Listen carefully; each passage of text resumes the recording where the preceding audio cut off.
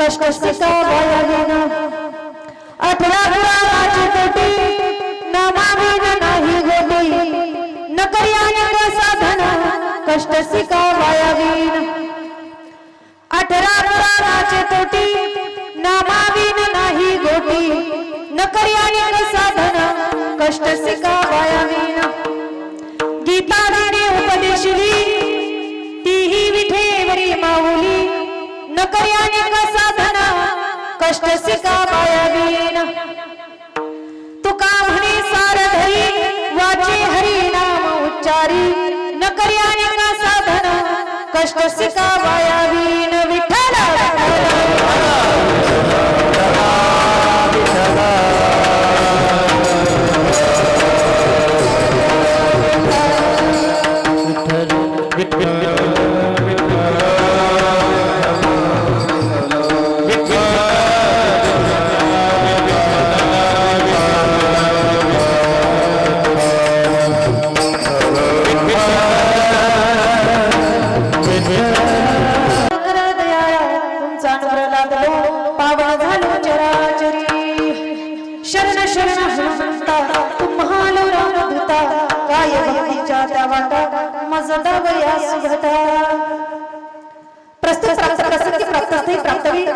कीर्तन सेवी करता निवडलेला महान भक्त देऊच्या व्यवस्थित जगतमाने जगतमाने संत श्रेष्ठ जगद्गुरु तुकोबरायांचा 5 चरणाचा अभंग सेवी करता निवडला विठ्ठल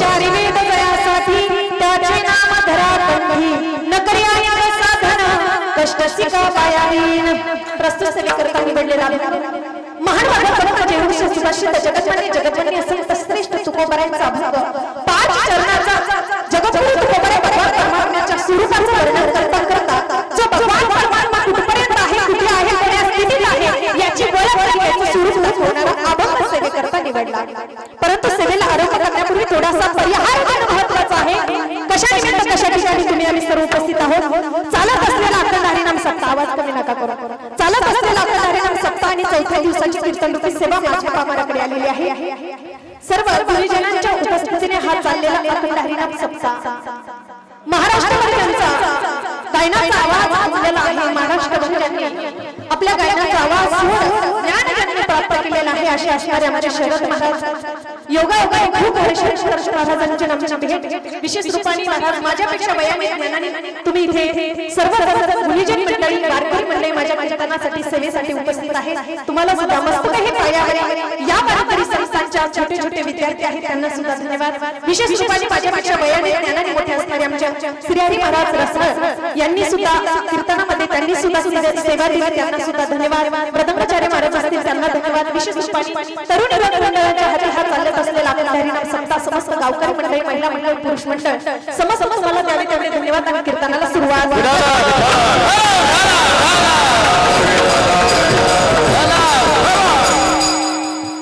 कार्यक्रम बाहेर असतात सुंदर वातावरण झालं असतं आता काय होते मीच काय बोलते मला लक्षात येत नाही तरीही तुम्ही एवढ्या लवकर नियोजन छान केलं काही ठिकाणी कार्यक्रम आणि मला फक्त थोडासा आवाज द्या बाकी काही नाही चारी वेद जयासाठी त्याचे नाम धरा कंठी तुकोबराय मानवी जीवनाला उपदेश करतात मानवी जीवनाला भगवान परमात्म्याच्या नामचिंतनाचं स्वरूप दाखवतात की बाबा हो देहामध्ये जीवनामध्ये मानवी जीवनामध्ये प्राप्त झालेला हा नरदेह या नरदेहाला काहीच करण्याची गरज नाही पण देवाचं नामचिंतन करावं लागणार आहे चारी वेद तुकोबरायांना सांगायचं आहे मी स्वतः माझ्या मते बोलत नाही किंवा मी स्वतः तुम्हाला काही सांगत नाही चारी वेदांनी ज्या भगवान परमात्म्याच्या नामचिंतनाचं वर्णन केलंय आणि चारी वेद ज्याच्यासाठी निर्मित झाले असा पंढरीशी पांडुरंग परमात्मा आणि त्याचं नामचिंतन कंठात धारण करा विठ्ठल तुकोबराय सांगतात अशा भगवंताचं नामचिंतन कंठात धारण करा की जेणेकरून तुम्हाला काही कष्ट करण्याची गरज नाही पुढे तुकोबराय सांगतात मी माझ्या मते बोलत नाही 18 पुराणाचे पोटी 18 पुराणांनी सुद्धा माझ्या देवाचं वर्णन केलंय माझ्या देवाच्या नामचिंतनाचं वर्णन केलंय स्वतः मी बोलत नाही नाथ बाबा सुद्धा सांगतात एका जनार्दनी न घ्यावा संशय आणि निश्चयशी होय हरी रूप ज्ञानोबराय सुद्धा सांगतात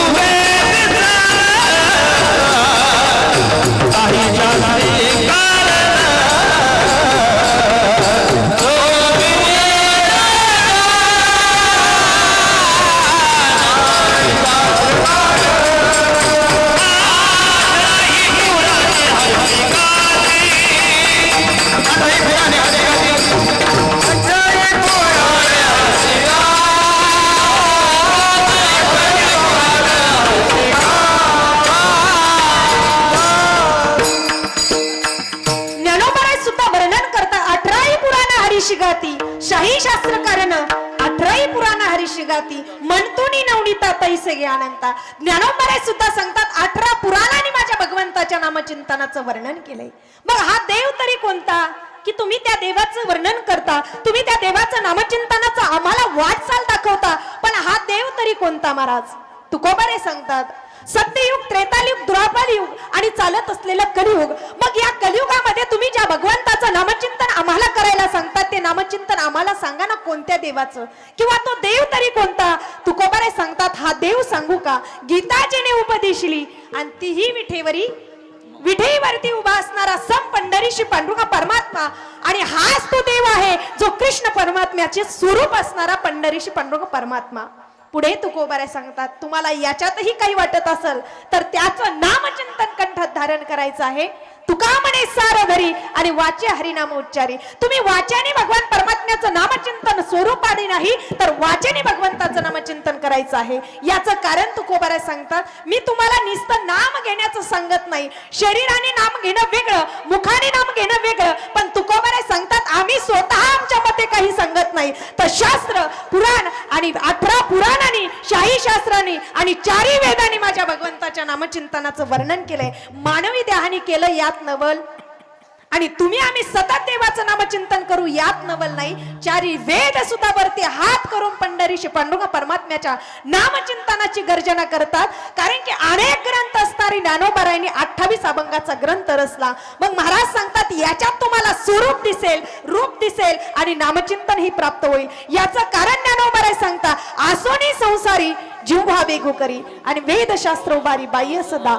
ज्या वेदाने सुद्धा माझ्या भगवंताचं नामचिंतन वर्णन केलंय मग नरदेहाने, शरीराने आणि मानवाने देवाचं नामचिंतन घेतलं यात नवल नाही. आणि तुम्ही घ्याल तर त्याचा फायदा सुद्धा तुकोबाराय सांगतात की मी माझ्या मते तुम्हाला काही सांगत नाही. देव, वेद आणि शास्त्र हे वेगळं नाही. संतांनी ज्याची निर्मिती केली तोच देव आणि संतांनी ज्या वेदाची निर्मिती केली त्याच देवाचं नामचिंतन. विठ्ठल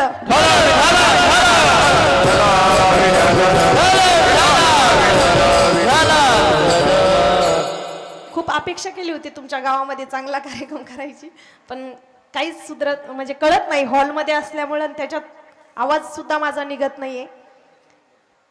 विशेष रूपाने तरीही कालपासून वातावरण आपल्या महाराष्ट्रामध्ये वेगळ्या स्वरूपाचं निर्माण झाल्यामुळं कालही असाच अवमेळ झाला, आजही तसाच झाला. आपल्या काही हातात नसल्यामुळे पण तरीही तुमच्या गावामध्ये सुंदर अशी व्यवस्था तुम्ही केली. कीर्तनाची खंडना होऊ देत नाही हे सर्वात मोठं कार्य आहे तुमचं.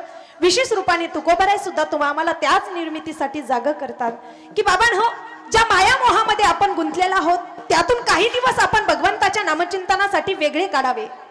देवानी ज्या भगवान परमात्म्यामुळे हा नरदेह प्राप्त झाला आहे त्या देवासाठी काहीतरी करणं म्हणजे नामच आहे महाराज. त्या देवासाठी काहीतरी वेगळं करणं संसारातून म्हणजे नामचिंतन आहे.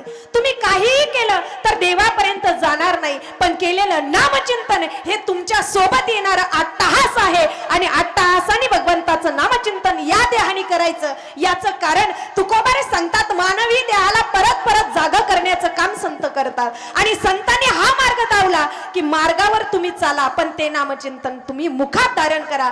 हा देह त्या कारणाने दिला आहे. मुखात ज्याच्या नामचिंतनासन तुकोबाराय सांगतात तुम्ही आम्ही नामचिंतन करतो यात नवल नाही. संतांनी ज्या संतांच्या सानिध्यात राहिलेले पशु पक्षी सुद्धा वेद बोलू लागले महाराज. 4 वेद जयासाठी. वेद कोण बोलले महाराज? निस्ते मानव बोलले नाही तर ज्ञानोबारायांनी ज्या रेड्याच्या मस्तकावर हात ठेवला तो रेड्या सुद्धा वेद बोलू लागला. म्हशी पुत्रा बोल बने ज्योती, म्हशी पुत्रा बोल बने ज्योती.